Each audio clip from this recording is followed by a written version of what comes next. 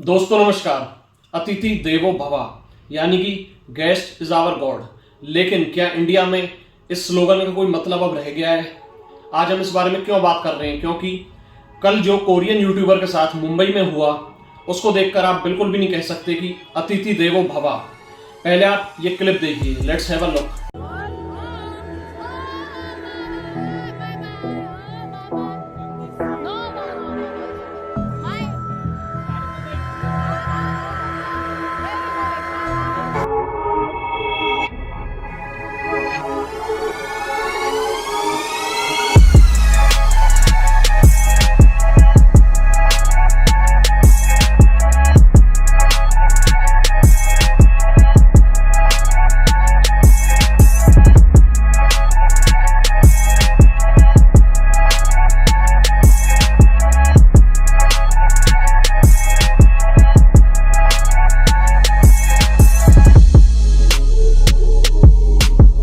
अब जैसा कि आपने इस क्लिप में देखा, दो लड़के एक कोरियन लड़की को हैरेस कर रहे हैं, जो कि हमारे इंडियन कल्चर को दर्शाता है कि हम किस तरफ जा रहे हैं। अब इंडिया में टूरिज्म इंडस्ट्री इतनी बड़ी है, क्या इन चीज़ों का उस इंडस्ट्री पे कोई इफेक्ट नहीं पड़ेगा? आइए जानते हैं इस वीडियो में कि अगर जो ये एक्टिविटीज़ होती हैं इसका इंडिया की इमेज पर और इंडिया की टूरिज्म इंडस्ट्री पर कितना ज़्यादा डीप इफेक्ट पड़ता है। तो दोस्तों, मेरा नाम है धीरज और आप देख रहे हैं द लॉयर शो।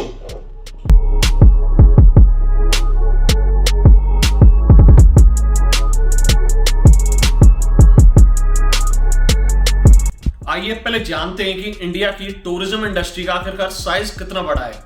अब इंडिया की जो टूरिज्म इंडस्ट्री है वो ऑलमोस्ट इंडिया की जीडीपी में 6% का कंट्रीब्यूशन करती है। अब इंडिया की जो जीडीपी है वो कोई छोटी मोटी जीडीपी नहीं है। इंडिया की जो टोटल नॉमिनल जीडीपी है उसका साइज 3.6 ट्रिलियन डॉलर्स है। अब आप इसकी 6% एवरेज निकाल कर देखो वो कितना बड़ा अमाउंट होता है।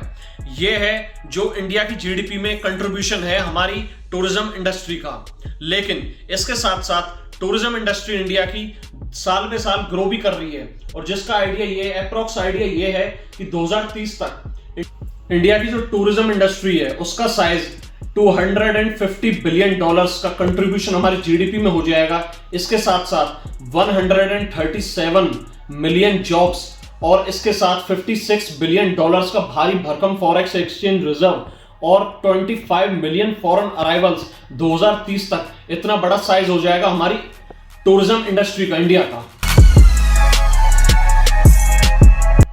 यूं तो इंडिया की जो टूरिज्म इंडस्ट्री है वो 1945 में ग्रो होने चालू हो गई थी। हाँ, आफ्टर इंडिपेंडेंस इसने एक अलग ही रूप ले लिया था। लेकिन अब जैसी ये एक्टिविटीज होती हैं इसका क्या डीप इफेक्ट हमारी इंडिया की इमेज पर जाता है।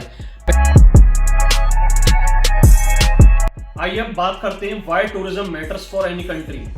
हाँ दोस्तों, पहला तो जो इसका मेन पर्पस होता है वो है रेवेन्यू पर्पसेस। अब जैसा कि कोई टूरिस्ट हमारे इंडिया में विजिट करता है वो अपने साथ लाता है डॉलर्स, जो कि हमारी इंडियन जीडीपी के लिए बहुत ज्यादा इंपॉर्टेंट भी है और हमारे इंडियन रुपीस की इससे वैल्यू भी बढ़ती है।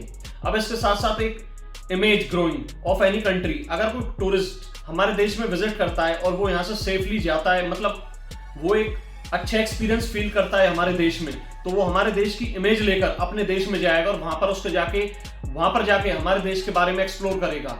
इससे ज्यादा फायदा होगा कि और ज्यादा टूरिस्ट हमारे देश में विजिट करेंगे, और ज्यादा डॉलर्स आएंगे और ज्यादा जीडीपी में इसका कंट्रीब्यूशन बढ़ेगा। ये एक तरीके से बूमरैंग साइकिल है जिसका बहुत ज्यादा फर्क पड़ता है अगर आप एक बड़े टाइम फ्रेम में देखोगे तो इसमें मेन कंक्लूजन यही है कि हमारे जितनी भी एडमिनिस्ट्रेशन, हमारी गवर्नमेंट है, उनको ये चीज बिल्कुल ध्यान में रखनी चाहिए कि अगर कोई टूरिस्ट बाहर से विजिट करता है तो लॉ एंड ऑर्डर इस हिसाब से होना चाहिए और स्ट्रिक्ट लॉज होने चाहिए कि अगर ऐसी हैरेसमेंट दोबारा हो तो इनके खिलाफ क्या स्ट्रिक्ट से स्ट्रिक्ट एक्शन लिया जाए। तो दोस्तों, यही थी मेरी वीडियो। अगर आपको वीडियो अच्छी लगी और प्लीज इस वीडियो को जरूर शेयर करें ताकि ये जो इन्होंने ये हरकत की है ये सब तक पहुंच सके और इसमें ये भी पता चल सके कि कितनी ज्यादा हमारे इंडिया के खिलाफ जाती हैं चीजें। और दोस्तों, अगर आपको वीडियो अच्छी लगी तो प्लीज शेयर करें और मेरे चैनल को सब्सक्राइब करें। अगली वीडियो तक के लिए स्टे ट्यून्ड।